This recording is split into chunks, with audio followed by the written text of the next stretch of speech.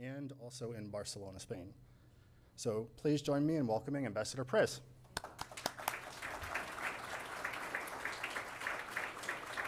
Oh. Actually, I don't know why there's a light in the back and somebody, which is just, yeah, if we can have turn that. Sorry.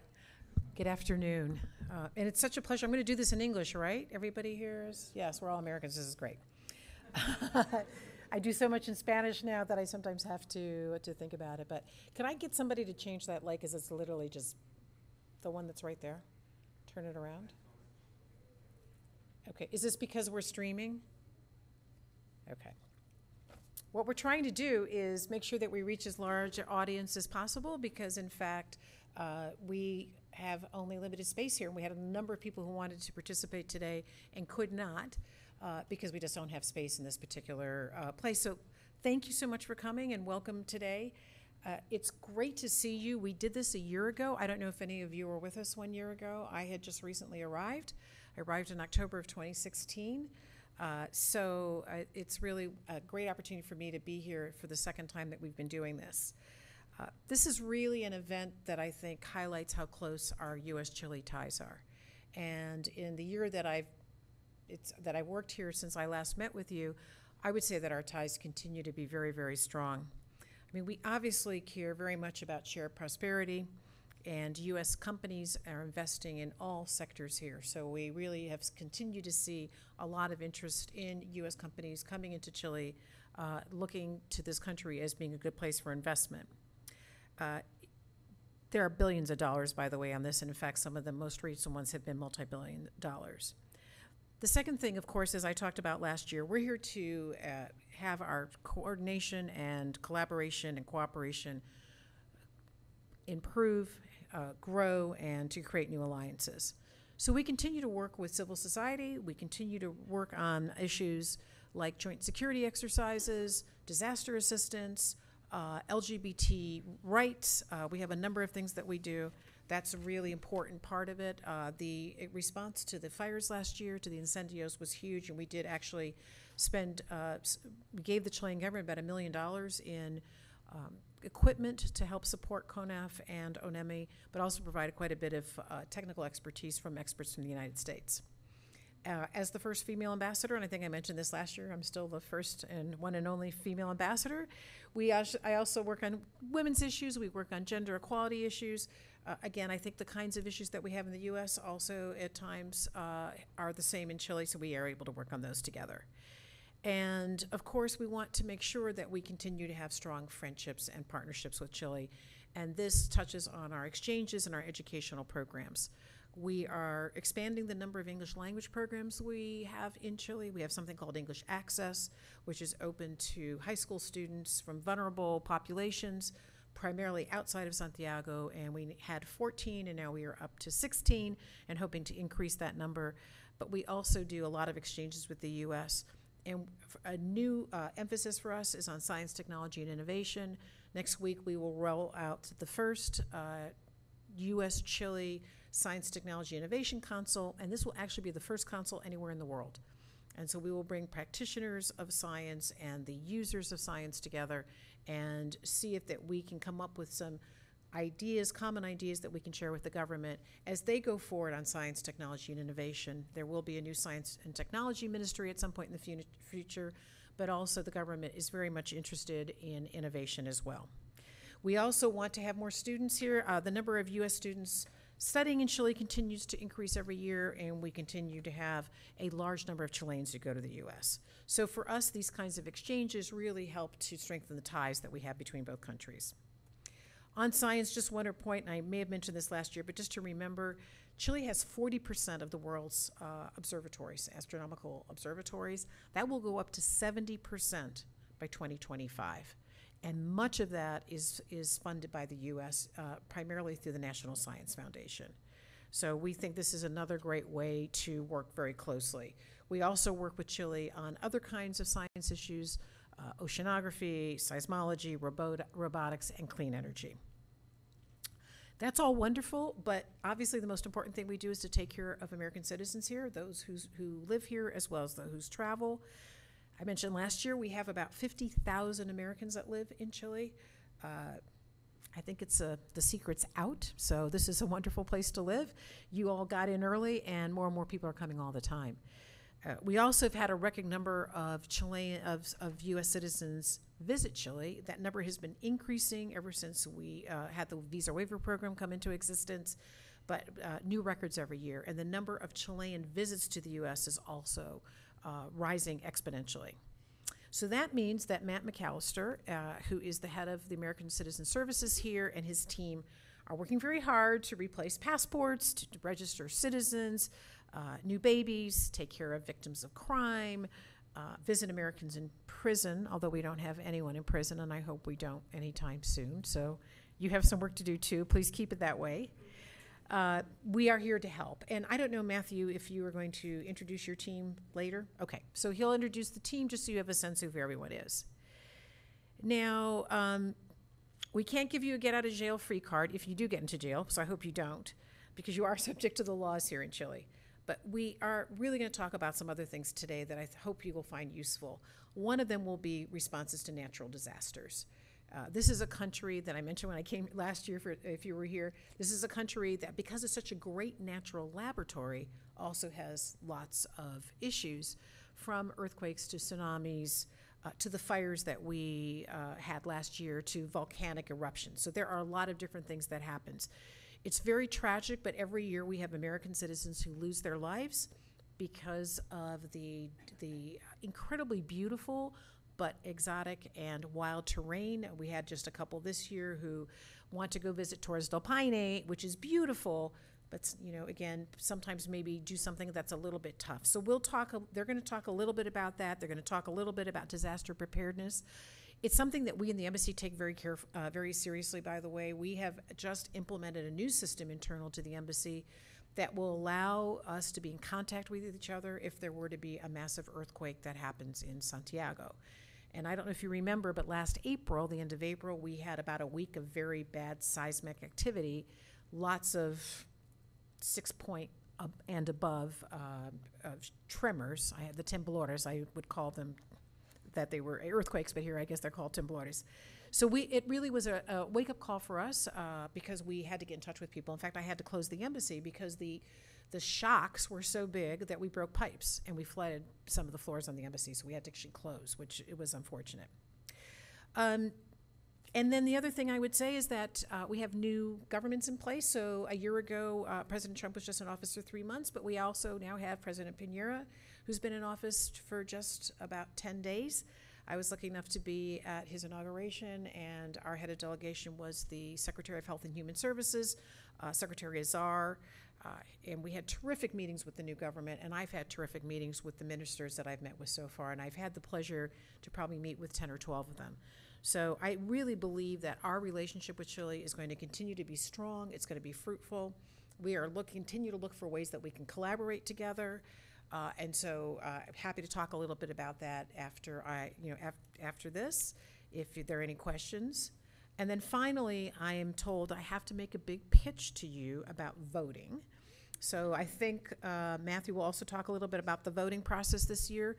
So we have midterm elections. As we all know, it's one of our rights to go ahead and vote in the U.S. We know it's complicated because every state does it differently. But we want to make sure that you're just aware that we are going to have the resources available to use so that you can vote in these elections. It's not just the midterms. There are 36 states and 3 territories that will elect governors this year.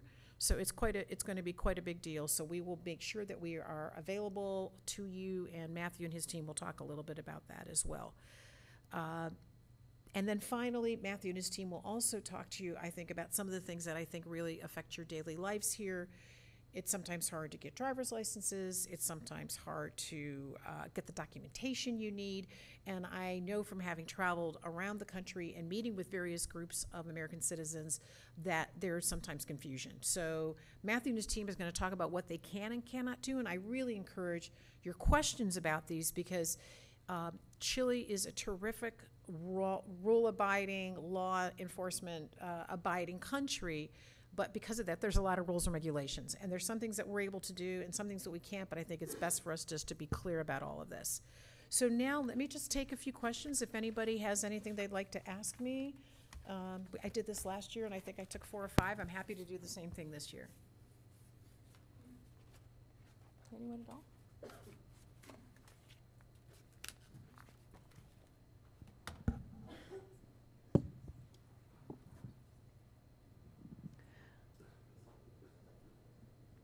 What are your plans in the area of cultural exchange between Chile and the United States?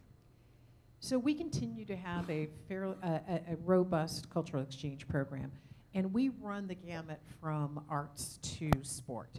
So we bring a lot of musical groups in, and what we try to do, again, a lot of it is not in Santiago itself, sometimes in some of the more, some of the poor communities, because we try to focus on vulnerable populations. But we do, for example, we have supported the annual arts festival that is in Santiago every January. We did it this year. We do it every year. We also support different kinds of movie forums. We try to get as many artists that we can get in. In education, we're also looking at STEM, so we're looking at people working in science, technology, environment, and mathematics. We are having speakers come here to, especially women who are working in those fields. There was just something called Singularity, which was here in town last week. That was a 2-day conference on what the future is going to look like, what work is going to look like in the future. And we brought a woman who is an expert in the US about organizational design and development and what's going to happen. And she and I actually did a session together about how does work in the future look, and what does that mean for women? Because for many people, this is tough. You're a mom, you're a spouse, and especially in Chile, where there is some cultural pressure to stay home and be with your families and take care of your parents, your spouse, your children, it gets complicated. So we did an interesting discussion, and generally what happens is we have focal points that we want to focus on, but we also get a lot of queries from various organizations throughout Chile, and that helps to drive our cultural exchange program. So they often will come to us and say, listen, we're going to do a program on women in film.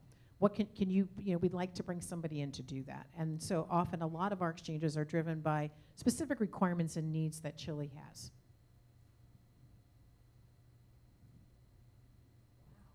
This is a happy group. I'm so happy. Nothing at all, please.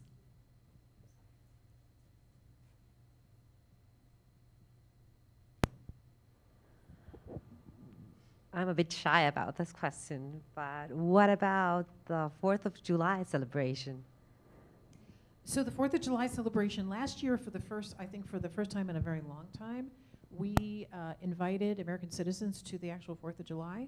We did it by lottery because, to be honest, we just don't have enough space for obviously every single American that lives here. The tickets, it went very fast. We're going to do the same thing this year. So please watch for our websites, our Facebook page. If you follow us on Facebook, we're going to do the same thing.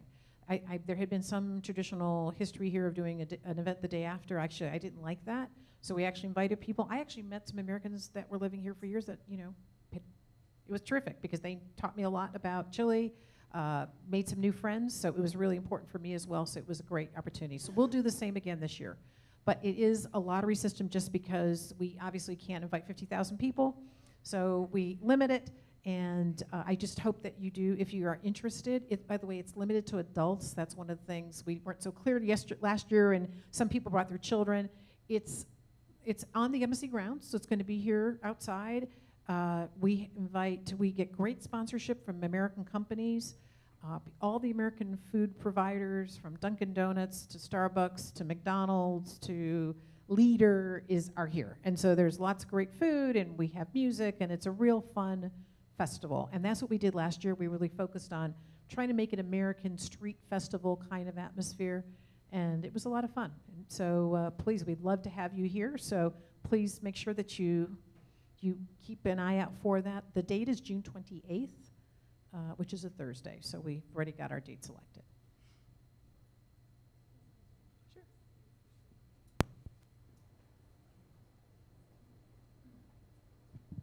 First of all, thank you for hosting this event. We're really excited to be here. I work with visas and carnets. Is there any chance that the visa carnet process will be simplified that you know of? And why does it cost so much money for U.S. citizens to have a visa? A visa to Chile? Yeah. You mean a resident visa? Mm-hmm. So I'm going to have to go ahead and let one of my consular people tell me, because I got to tell you, I don't know the answer to that question.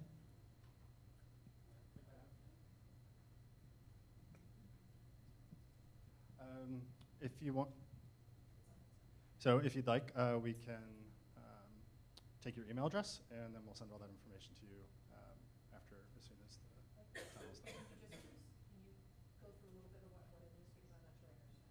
And well, if actually, maybe Magda, would you like to? Gabriel?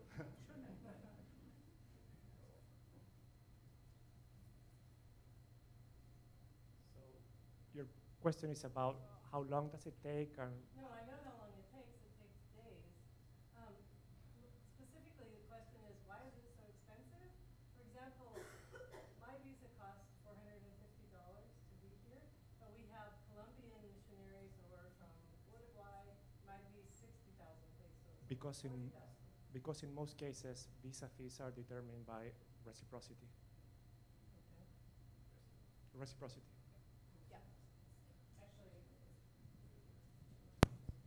So, and I'm looking, so Matthew Gillen, who's right here, who's trying to be very quiet, is actually the head of our consular operations. And one of the things that Matthew's working on right now is reciprocity issues, because there are some anomalies, but they do vary from country to country based on what countries charge. So you pay one fee in one place and you pay another in another place. And I don't know if you want to add anything, but I know you're working on it. Hi, yes, we will be approaching the government of Chile to make sure that there is harmonization between what we charge them and they charge us for visas, for residency. So there are a few things that are out of whack, and we are aware of it and we're working on it. The main thing, we just waited just a little bit because there was no point in approaching them in, say, February when the new government was coming in. So the new government's in place. I've been talking to Washington about exactly what we're going to do, and hopefully there'll be a situation where everything goes down to a low level, not a situation where we have to increase our fees. That's what we're aiming for. I don't want you to think that I'm complaining. No? Because I can No? afford to Yeah. be here, but But in diplomacy, there's the principle of reciprocity where, you know, if we have a low fee, we expect a low fee from you. So there's a few things are a little that need some adjusting, and we're working on it. So thank you very much for the question.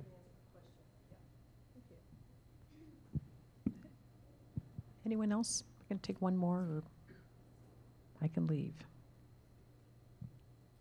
Yes. Good day to you. My name is Ray. I'm an effort retiree, and it's more of a personal problem. I'm going to speak with you or anybody else can help me. I have a terrible problem of catching my monthly paycheck from the military, which is a personal problem with my affiliate of the credit union. Yeah. And I don't have a debit card, credit card, and I have to go, of course, to the Chilean Western Union, Chile Express, get my monthly paycheck.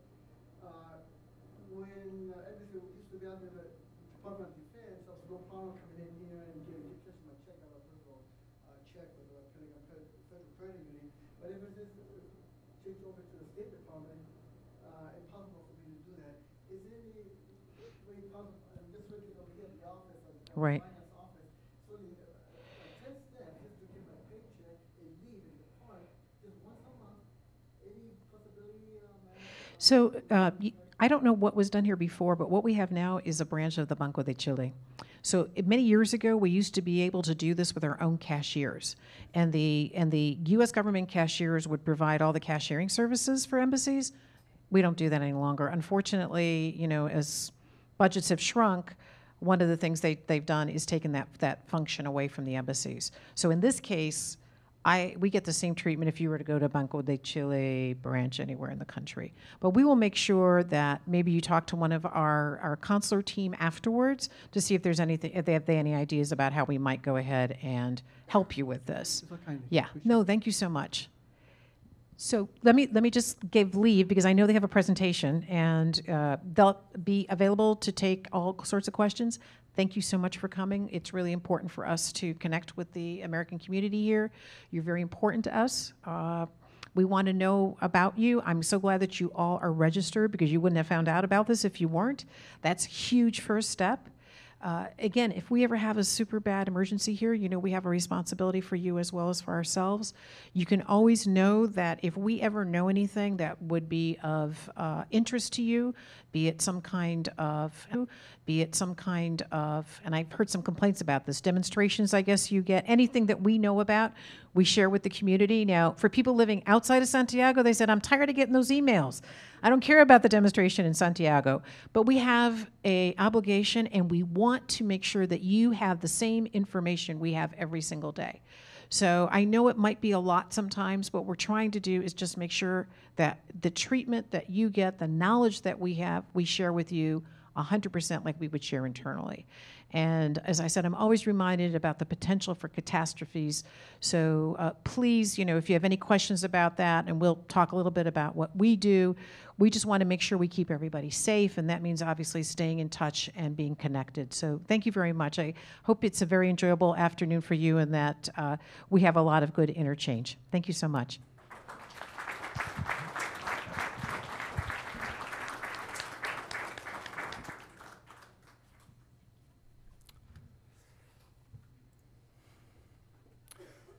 Okay, so just before we start off, I wanted to take this opportunity again to thank you all for coming, and also to introduce the American Citizen Services team here at the embassy, the folks who will be in the window issuing your passport renewals and doing your notaries, things of that nature. So our Consul General, who just addressed you, Matthew. Again, myself, the ACS Chief. Consular Adjudication Specialist, Lisa. Our Senior Consular Assistant, Gabriel. Consular Assistants, Camila. Magdalena. Yes. Jennifer. And I believe Angie is not here. Okay. And our consular clerks, Ana Maria and Sandy. Really, they're an exceptional team, and they make it easy to come to work every day and make it a joy, an even bigger joy to assist American citizens. Okay, so one of the things that we're going to talk about today is living and working in Chile, and just some of the important things that Americans will encounter on a day-to-day basis who are planning to come to live in Chile or already reside here. Some of those things can be obtaining the appropriate visa, legalizing relevant documents, which we get frequent questions about in the consular section, obtaining a Chilean identification card and a driver's license, and we all know the utmost importance of obtaining the ID card here to be able to do anything, declaring and paying your taxes. Another question that we get often is how can minors travel, enter and depart Chile, especially if they're only traveling with one parent. That's a frequent question for us. And then finally, we'll talk a little bit about registration with STEP, but since you are all here and got that mascot message, you are already registered, which is great. Okay, again, obtaining the appropriate visa. If you are obviously here, you already have your visas, but if you're trying to obtain a visa in the United States, the best thing to do is go to the embassy or to the closest Chilean consulate. If you are already in Santiago and need assistance with your documentation there, you would contact Chilean immigration. That's the Departamento de Extranjería. Their website is right there. And then finally, if you live in any other region in Chile other than Santiago, you would want to contact the Gobernación Provincial and do that through the Ministry of Interior. Legalizing documents before moving to Chile, that's usually when it's most important and easiest to do. So having all of your necessary documents legalized is strongly recommended. That would include birth certificates, marriage licenses, divorce decrees, custody orders, school and university transcripts, driver's licenses, and other financial documents. So since August 2016, Chile is a party to the Apostille Convention, or the Apostille Treaty, and we get questions quite frequently about apostolizing documents. Whenever I hear that word, I think back of my parochial school days, and I'm thinking of Matthew, Mark, Luke, and John. One question that we get, though, is what is the apostille? And basically, under the convention, when one document is issued in one signatory country, it can then be certified for legal purposes in other signatory states. So the US and Chile are both signatory to that convention. And then basically, if the document is issued in the United States, notarized in the United States, it would have to be apostilled in the United States. US public documents should be legalized by the Secretary of State from the state in which the documents were issued in the first place. And there is a link to the various states' authorities, secretaries of states, on the Hague Convention website. If you need to apostille a Chilean document, that can be done by following apostilla.gov.cl, and then there's also the availability to get that information in English. But basically what it would do is remove the need for double certifying documents, so it would be legalized in the originating country and then also the receiving country. And we'll see with some of these other documents that come, it is necessary to have an apostilled version. So obtaining a Chilean identification card and driver's license. So the first thing to do is to get your visa, your residency permit here in Chile. And then once you have that appropriate status, you can go to the civil registry, Registro Civil, at registrocivil.cl. It is important to note that not all of the civil registry's offices will issue identification cards for foreigners, so it's best to contact them in advance before going, just to avoid any further delays in that process. And then, in order to obtain a driver's license, you would obviously need to have your residency status here in Chile, prove that that you had completed elementary school, pass a written test, a medical screening, and a practical exam. And driver's licenses are issued by the municipalidad in the comuna in which you live. It is important to note that if you do reside in Chile, you cannot legally drive with a US driver's license, nor with an international driver's license. You need to obtain the Chilean version. Declaring and paying taxes, everybody's favorite, I'm sure.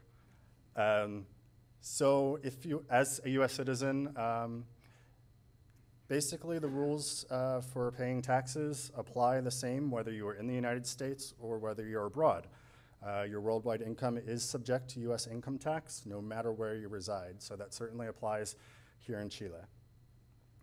So for specific information on that, there is a link here, and we can make these links available after the presentation to the IRS that gives you specific information for taxpayers living abroad. It just sort of disappeared there. So when to file, where to file, electronic e-filing, all the requirements that would apply to US citizens or resident aliens abroad. All the information is available on the IRS's website. And lost it there. Sorry. But however, we cannot provide legal advice in the consular section. We can only notarize documents related in connection with tax returns. We cannot act as tax attorneys. Okay, again, this is a question that we receive quite frequently. So just a little bit about entering and departing Chile for adults and for minors. So do we have many dual nationals in the room, US Chilean citizens? Okay, so you should be aware then that you would need to use your Chilean passport to enter and exit Chile. And then when traveling to the United States, use your US passport to enter and exit the United States. And then when you travel to a third country, free to use whichever. Entry and exit requirements for minors, so those under 18. If parents that are traveling with a minor must show evidence of their relationship to the child when entering or departing Chile. And again, this goes back to the apostilled documents. It's best to carry an original apostilled birth certificate of that child with both parents' names on it. In the case where one parent is traveling with the minor child, it's necessary to submit a notarized authorization form from the non-traveling parent at the time of departure. So those notarizations can be done by a local notary public or also at a Chilean embassy or consulate in the US. If a US notary executes the authorization, it has to be apostilled to be valid in Chile. I served in China before this, and sometimes I get the two mixed up. So again, this can be a very lengthy process. It should be commenced well in advance of travel because we can see people's travel in Chile to depart the country be held up for quite a long time. And again, I won't talk too much about STEP, but again, thank everybody for registering. It's a free service that allows US citizens and nationals traveling abroad to remain in touch with the embassy, to receive immediate information in the event of a crisis or an emergency. And so it's really, really useful for us and also for the American citizens. It's kind of a two-way street.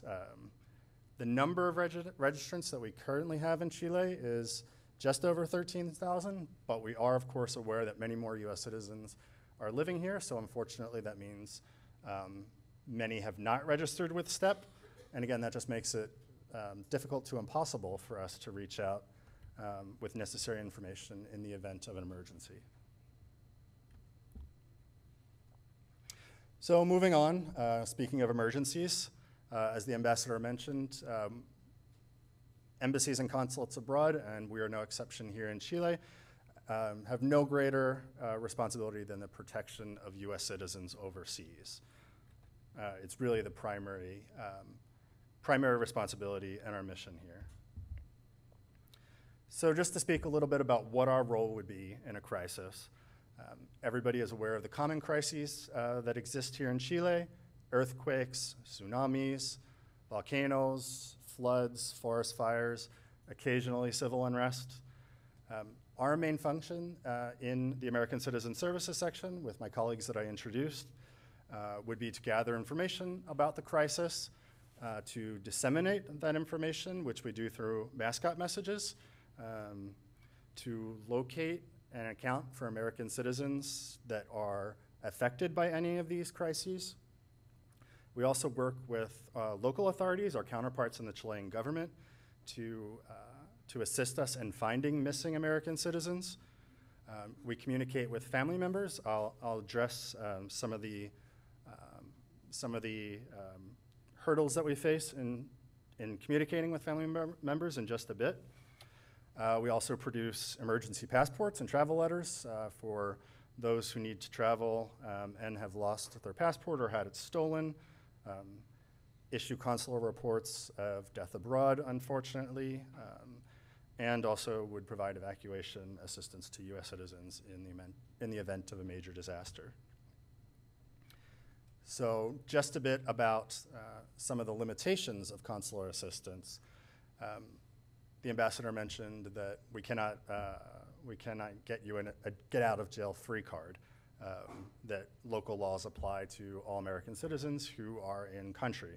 And sometimes there can be impediments in local laws in providing consular assistance.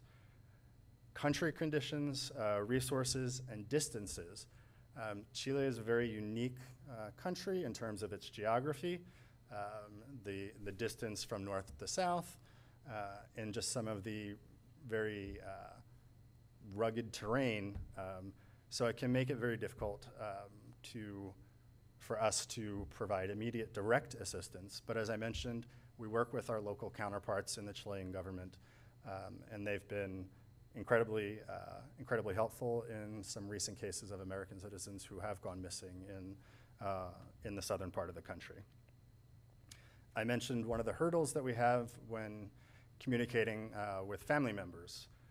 We are bound by the Privacy Act, which means if a US citizen who is no longer a minor does not give us permission to reach out to their family and friends, written permission through a Privacy Act waiver, we cannot share information with them. We can suggest that they try to reach out to their family member back in the US alone, on their own, but we cannot do that and share information without having that Privacy Act waiver signed.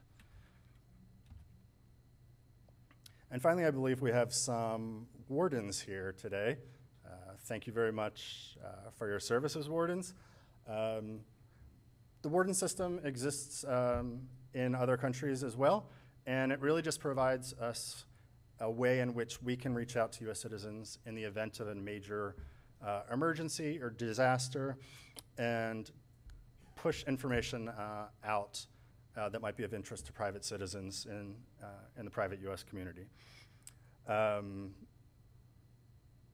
Wardens assist consular sections in disaster preparedness by alerting US citizens to emergency situations and passing on information from the department. And they're just also a very valuable tool in places that we can't be 24/7 in the event of a crisis, where they can be almost in real time sending information back to us that really helps us get a better sense of conditions on the ground, be it someplace remote like Easter Island, again, as the ambassador mentioned, in Torres del Paine.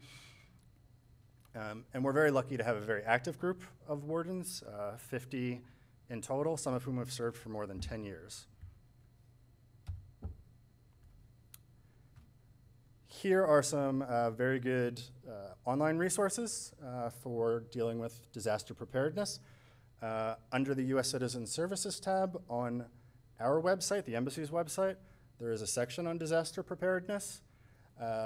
You all received on your chairs when you came in cards that we've had printed up that have these websites for ONEMI, for Carabineros, the PDI, phone numbers for them, phone numbers for firefighters and ambulance, Chile's version of 911.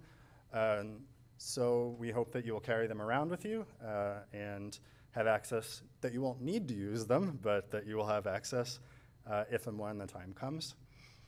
And then there are just some very good tools that ONEMI has up on their website that I just wanted to take a moment to show everybody.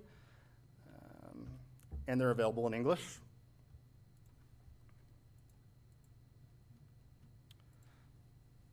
So this is one that they have up on earthquakes. And it just gives you a little bit of information about what to do in order to get prepared prior to an earthquake. So it's suggesting that your home be built of earthquake-resistant materials. Identify seismic protection locations in your homes. Those would be areas that are away from windows where you could seek cover in the case of an earthquake. Just know how to turn off water valves and gas valves in case you need to do that during an earthquake. And then having a family plan where you can establish meeting places and know what the role of each family member is. There's also additional information on here about protecting yourselves during an earthquake. So moving to those seismic protection locations that you've already identified. Again, try to avoid areas where things might fall on you. If you're in the street, stay away from buildings, electricity posts, and cables. If you're in a crowded place, just make sure that your head and neck are protected with your arms, and always follow the instructions that are being given to you by security officials, by local law enforcement.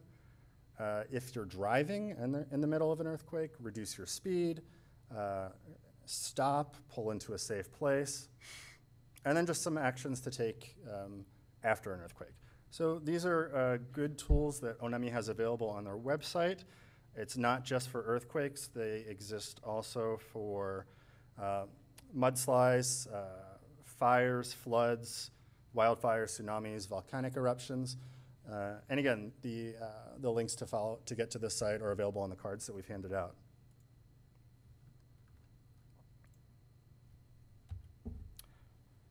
So both ONEMI in Chile and FEMA in the United States have basic go bag suggestions. It's great to have a disaster supply kit ready at a moment's notice if you need it. Those should include things like bottled water, just some food to snack on, maybe granola bars, maps, extra clothing and shoes, a radio, flashlight, cash is very important, copies of all of your important documents, things that if you had to leave the country at a moment's notice, you would need. Personal items such as medication, if you have prescriptions that you take on a regular basis, to have a supply of those. First aid kit, and although it's not listed here, probably the most important would be your passport. All right, so switching gears a little bit to talk a little bit about voting overseas. Living overseas and attempting to vote can sometimes seem daunting, but it's certainly not an impediment to any U.S. citizen to exercise his or her right to vote. There's a very useful tool available on the Federal Voting Assistance Program website, which we'll go through shortly, and that can help guide you in the process of voting. And then also remember that states govern elections, so it's important to follow the laws of the state that you are registered to vote in. So the important steps to take to begin the process of registering. Even if you have registered before, you must use the federal postcard application to register and request your absentee ballot on January of every year, or at least 90 days prior to the election. Again, you can go to federalvotingassistanceprogram.gov website and select Overseas Citizen Voter. So let's give that a try. Go to Overseas Citizen Voter.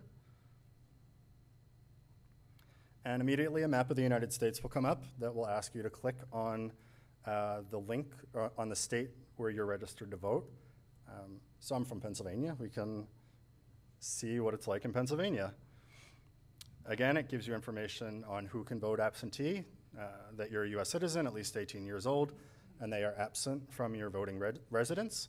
And again, as active duty members of the U.S. Armed Services, the spouse of one of those individuals, and then any U.S. citizen residing outside the U.S. is eligible to do this.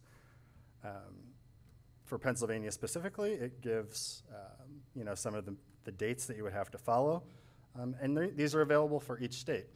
I do want to point out that it's not just the big elections, the general elections that will happen in November 6th this year that the ambassador mentioned, with House and Senate races, and also the 36 governorships that will come up for a vote. It's also primaries, so when parties have their primaries prior to the general election, you're eligible to vote in those. And we see this here, special election for the 18th Congressional District, which just happened last week, and was a very hotly contested race, which I think has actually not been called yet, for a seat that was vacated in the U.S. House of Representatives. So it's not just those big elections that you are eligible to vote in. It's the individual ones that happen throughout the year as well, and so it's important to stay up on those dates and just be able to get your ballots in on time. That's some screenshots there. So again, because the states govern the elections process, we unfortunately can't be experts on every state's election laws and processes, but all of that information is available on FVAP's website. Some things that are important to take note of is, depending on your state, you might be allowed to send your registration electronically. You might be allowed to vote electronically. Pennsylvania is still, unfortunately, paper ballots, which take much longer. If your state requires you to send your FPCA through regular mail, you can print a postage-paid envelope on the website and bring it in to the embassy, and it will be sent via our diplomatic post office. We have a mailbox just outside at the area that you all came in, so we're already accepting ballots. It is important to know that if you are going to go through the embassy's diplomatic post office, that it can take 20 business days to reach your destination to the US. So again, it's important to really be up to date on the deadlines for your state and the elections where you'll be voting in your state. So after registering, you'll receive your ballot at least 45 days before the election. Again, as I mentioned, if your state offers the option of sending the ballot electronically via email or fax, we certainly encourage everyone to use that option. It's the quickest way to get your vote in. You'll receive a confirmation that everything has been received, and you can rest assured that your vote was mailed and counted. But again, if not, you don't have that electronic option, you can, as I mentioned, use the embassy's diplomatic post office. Again, just important to keep in mind the deadlines for each of the states and the time frames so that you are sure your vote gets in on time. This is a great tip also. If you happen to have a friend or acquaintance, a colleague who's traveling to the US and you trust them, you can give them your ballot in a sealed postage-paid envelope, and then they can put it in any mailbox in the US once they land. But again, I would strongly suggest that that's somebody you have a lot of confidence in, and perhaps somebody of the same political party as you. As I mentioned, if you plan on using the diplomatic post office here at the embassy, you won't have to go through security like you did today or enter the embassy to leave your ballot. We have the voting box out there right now at the gate, so you can just come by anytime Monday through Friday from 9 a.m. to 4 p.m., drop off your ballot, and be on your way. So these are just a couple of questions we receive on what we can do when it comes to voting abroad, voting assistance abroad, and what we cannot do and who we are not. So we can provide nonpartisan voting information for US citizens on voting. Again, we don't do that as affiliations of any one political party. And we can also send your federal postcard application and or your ballot to the US through the diplomatic post office. We are not a voter registration office, so you must be registered, and this is different from registering for your federal postcard application. If you're not actually registered with your local election officials in your state of residence in the US, you cannot do that registration here. It has to be done in your state of residence with your local election officials. We're not a voting center, so a lot of countries around the world, their citizens go in on election day and actually vote in the embassy or consulate. Because of the system of elections that we have that's governed by states, you cannot come into the embassy or the consular section on the day of the election and actually cast your ballot. And again, that cannot register in person at the embassy. So if anybody has any questions about voting, we did leave a copy of the Federal Voting Assistance Program newsletter on each of your chairs. And you can feel free to email us at santiagovote@state.gov. And also, we're happy to take any questions. So.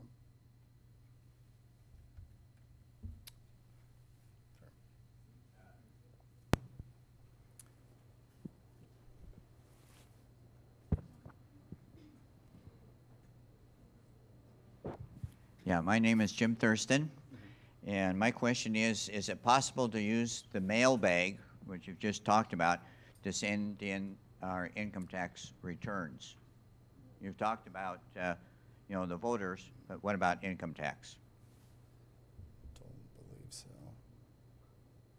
So unfortunately, I don't believe that that's a possibility at this time. Yeah.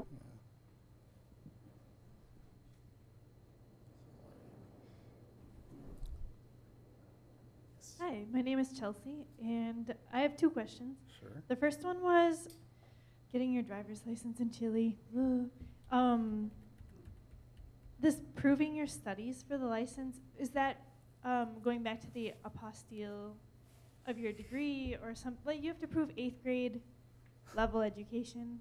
How do you do that? So, I mean, I would imagine most grade schools don't have official transcripts. So would an apostille degree, college degree? I don't even think it needs to be apostille. I think you just take in your college diploma or even your high school. So I tried something that that and shows they that didn't you've like that. surpassed elementary school. They don't. So only college. No, not just. You have to have somehow. They wanted me to prove that it was legitimate through the Chilean system. Maybe Jennifer. Can you? Maybe someone here who has done it. All right, so I will speak to that because I also had to do that. It really depends on the municipality where you go, and so you really have to check with them. In my case, where I went, all I had with me that was legalized was my master's degree and my transcripts, and they accepted that. So it really depends on the municipality and what they say that they will accept. But I had mine legalized. It was before the apostille was in effect, but they did accept that. So legalized could be, in this case now, If they accept that, but Right. it's up to their discretion, unfortunately, and so it's what they. But.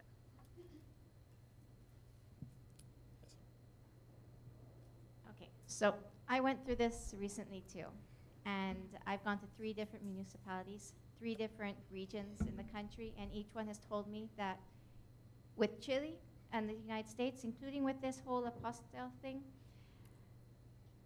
you have to not only, you have to take your high school diploma. They will not accept your university degree. I've got 2 university degrees. They did not accept them. Only your high school diploma. You have to have it personally stamped and signed by the State Department where you got your high school degree. And that is what they've told me. I've been in Antofagasta, I've been in Arica, I've been in Viña, and now here in Las Condes, they told me the same thing. They will not, So again, that would go back to the rules that are in effect with apostillizing documents, that if it was issued in a certain state, that the secretary of that state would be the body.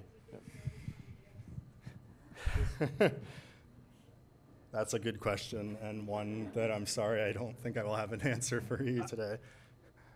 I have a potential answer. I've been stopped 6 times.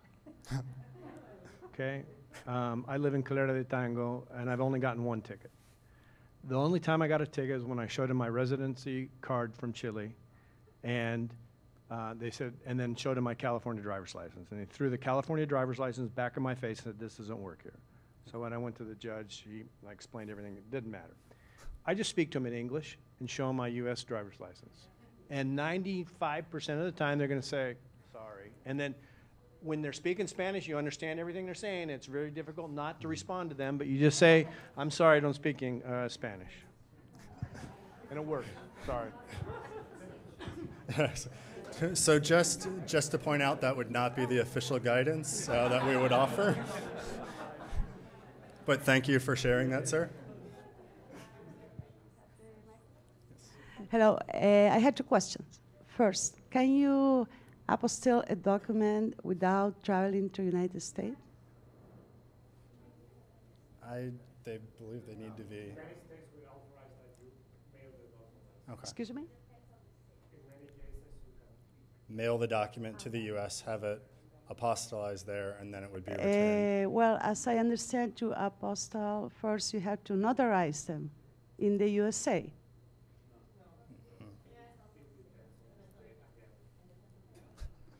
And where can I find how a state works? Because I will use the one that's easiest. Thank you very much. And the second question is there a way you can make a will in Chile that will be valid in the United States?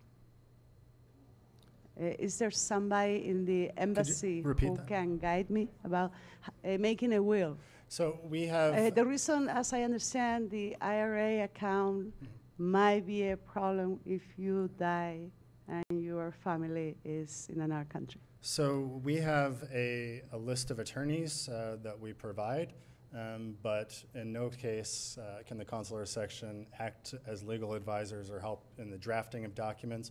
But we can certainly send that list of attorneys that speak English and many of whom have training in the U.S. and are accustomed to working with U.S. citizens on legal matters, and they can help you. And for that, I also write to the state, Yeah. U.S. Thank you. Hi, my name is Kristen Lorenzo, and I have a question about the apostille process. So about 5 years ago, before I moved to Chile, I legalized all my documents, Okay. which was a very painful process of sending to various government agencies and then legalizing it at the Chilean consulate in the U.S. But now, are those documents still valid, or now do I have to go through the apostille process? Lisa, yeah. No, so I believe it would be the documents that were legalized prior to the convention would still remain legal. Yeah. Yes. Someone asked if there was a success story about a driver's license. I am. I've already renewed it a second time. I did it in Vitacura. Now, I don't know what I did, but I got it, and there was absolutely no problem. But yet I did the same. I'm from California, also the same you did, but I never, ever did what you suggested. Because you might get a carabiniero that does speak English, and good luck. So no, I don't know what I did, but I've renewed it once already with absolutely zero problem. I'm listening to you saying, gosh, it didn't happen to me. So twice. So that wasn't a question so much as bragging. It's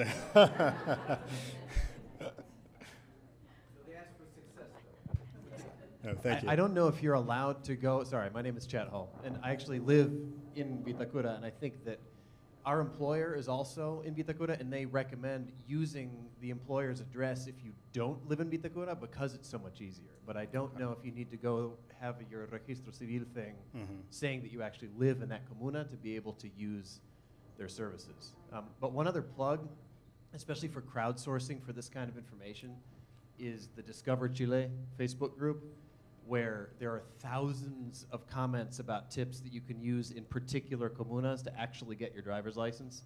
I, for one, had a copy of my high school diploma mailed to me, just in case, because the funcionario said, first of all, I don't like the way your route looks. You need a letter explaining why it's real. Okay, this is in Vitacura. And second, he said, but this copy that you printed out on Google Images of somebody's diploma, I would take that. and so you just, that kind of thing, you can get tips, like if you live in Providencia, if you live in Ñuñoa, like what people went through to get things to work there, because there's no single answer ever. But I like the California response.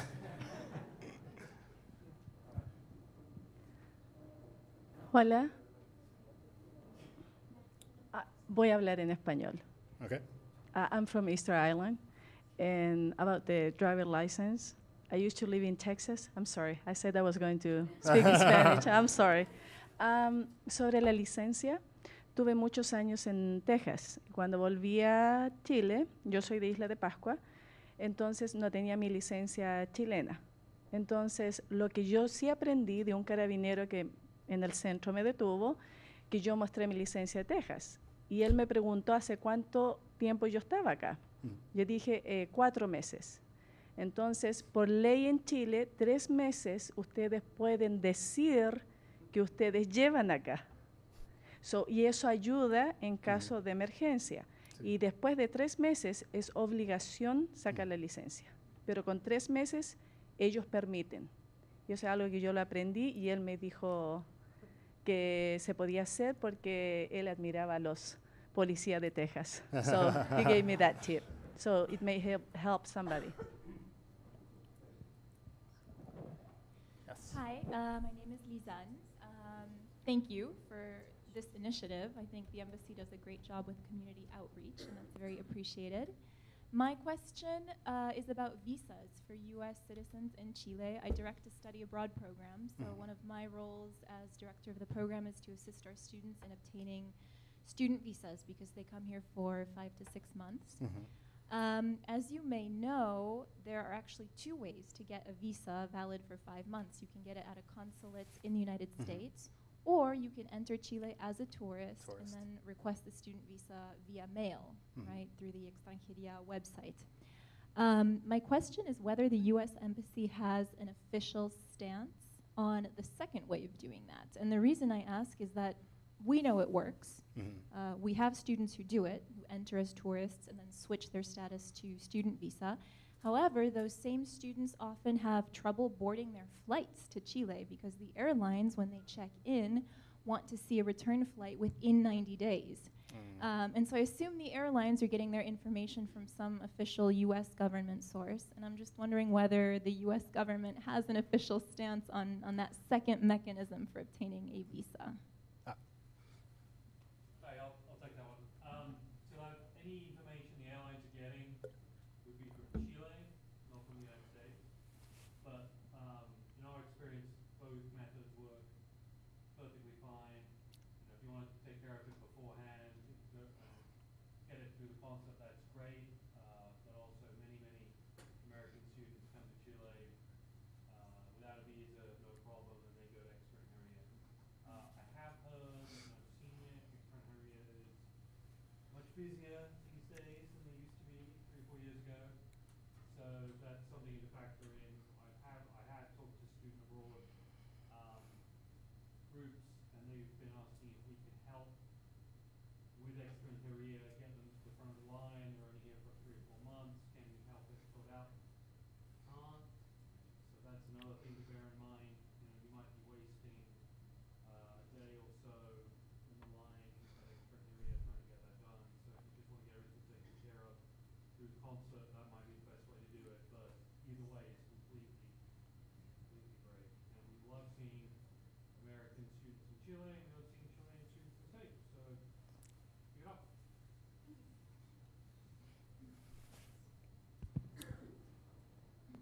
I have a question. We arrived here about a year ago for my work, and I was looking at different schools for my children. And obviously, I wanted to go to Nido only because it's, you know, American school, and they also say they follow U.S. curriculum, they're in the same calendar. But I have to admit that it was very difficult, the whole process. And I was wondering, I mean, my children were able to get in, but I was wondering, does the embassy facilitate a bit the process to guarantee that we can have a spot there? Because I was under the impression that even if my, you know, coming from the States and going back to the States, being U.S. citizens, then my children maybe were not going to get in. So I'm just wondering if there's a collaboration between the school and the embassy. I share your pain. Through there. Nido does not, I have 2 kids at Nido. Nido does not reserve spots even for embassy kids. Okay. So that's a continual frustration. So, you know, when we arrived here in July 2015, we had 2 kids. We were hoping to go to Nido, but we didn't get the okay until a couple days before. Yeah, same for us. Yeah, so I even heard some stories about a couple people just being told the first day of school, you know, welcome aboard. But for the record, we love Nido. Yeah. Great relationship with them, but the admission process can be difficult, and there's a lot of things to do, and there aren't any reserved spots for anybody. Okay, thank you. And very much appreciate the assist from my married colleagues with children on that one.